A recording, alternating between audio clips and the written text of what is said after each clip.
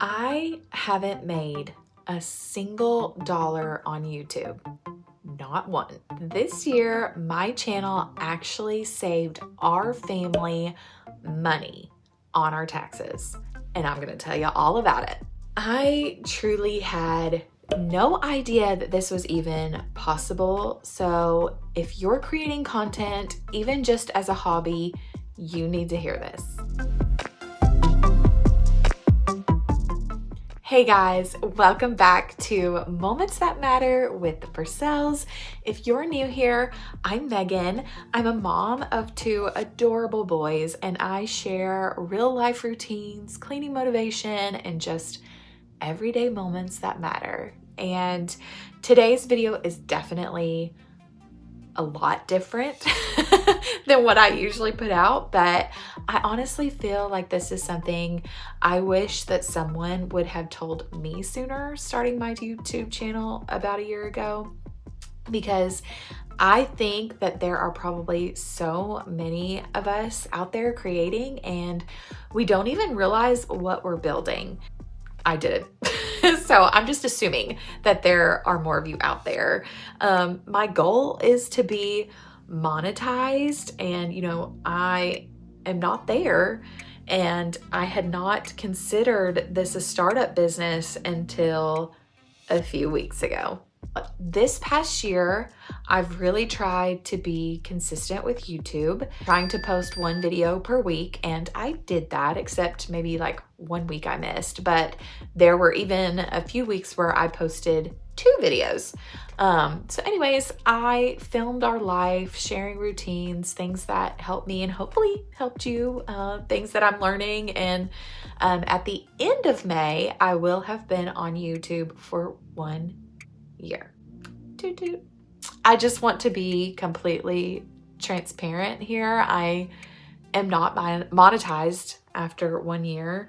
I was hoping to be, but I'm still growing, still figuring all this stuff out, and still learning as I go and figuring out how to do this as a full-time working mom and wife. And so there are definitely moments where I have thought, like, is this even worth it? Like, I'm putting in time and effort and energy and not really seeing anything come back from it yet. But I've kept going because I do genuinely enjoy it. And I, most of all, love capturing these special moments with my boys and my husband. And that has always been my motivation, was to just be better about documenting those things. So I have truly loved doing that, and then going back and watching the videos of my family. It's one of my favorite things to do, and especially when I'm like missing them at work, I'll just play some of our videos. Now I'm going to fast forward to tax season. Ben was, talking to our CPA, going through everything like we normally do, and Ben just so happened to like bring up my YouTube channel, which I was a little bit shocked that he even thought to bring it up, honestly, because I didn't. So our CPA starts asking some questions about YouTube, which I thought was odd. And then he asked for like a link to it so he could go through and search for potential deductions. And I was like, why? I didn't think anything would come of it. I was a little bit confused because I'm not making money from it. So I was like, this doesn't matter, but okay, we'll answer the questions and we'll send you the link and we'll see what happens. But then he said something that completely caught me off guard. He told us that my YouTube channel could actually be considered a startup business for 2025 and 2026. And I was like, I'm sorry, what? And because of that, there were certain things that we had spent money on this year that could potentially be counted as business-related expenses. And again, I was completely shocked because in my mind, I thought you had to be monetized, already making money, and you have to be making like a certain amount for any of that stuff to apply. But he explained that if you are intentionally creating, growing, and treating something like a business, even in the early stages, it can be viewed as a startup. And because of that, we ended up saving around $1,000 on our taxes this year. Like, what? So we were not expecting any of that at all. And so it was such a huge blessing. Now, I do want to say, I'm obviously not a tax professional. This is just what our CPA walked us through based on our specific situation. So I want to say, definitely talk to someone before assuming anything.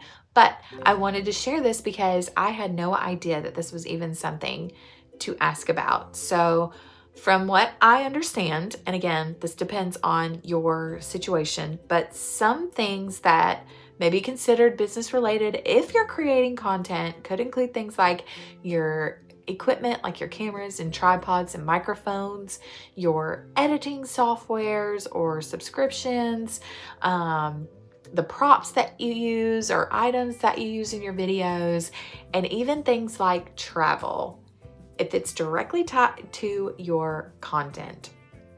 Which, if you've been following along, you know that we've done those things. And so there can even be situations where part of your home is considered depending on how you're using it. So I edit my videos here. I create my videos here. I put out my videos here. So a portion of my electric bill and square footage can be considered a deduction.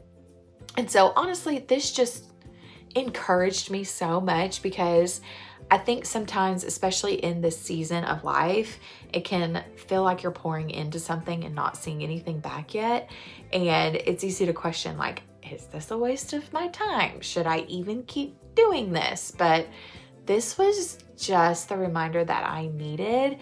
And it reminded me that, just because something isn't producing income yet doesn't mean it's not valuable, and it doesn't mean it's not building into something, which is, hopefully gonna happen soon. So if you're someone who's been thinking about starting something, or maybe you've already started and you feel like it's just a little hobby, I would really encourage you to look into it more, ask questions, talk to someone, learn what's possible, because there might be more happening behind the scenes than you realize. And for 2026, I'm really hoping to become monetized. I'm very close, so close, like I can taste it. So I definitely think it's going to happen this year. I've only had steady growth on my channel, which is really encouraging. And I owe that to all of you guys watching. It is only because of you, and I cannot thank you enough. And so I hope that this was helpful, or at least opened your eyes to something that you could look into. If you're on your own YouTube journey, I would love to hear about it in the comments. It was a video just like this one that inspired me to start mine. And if you enjoy real life mom content, routines, and everyday moments that matter, I would love for you to subscribe and be a part of our Moments That Matter family. It would mean so much to me. So that's all I have, short and sweet, straight to the point. And until the next one, remember to slow down and cherish the moments that matter most. Bye.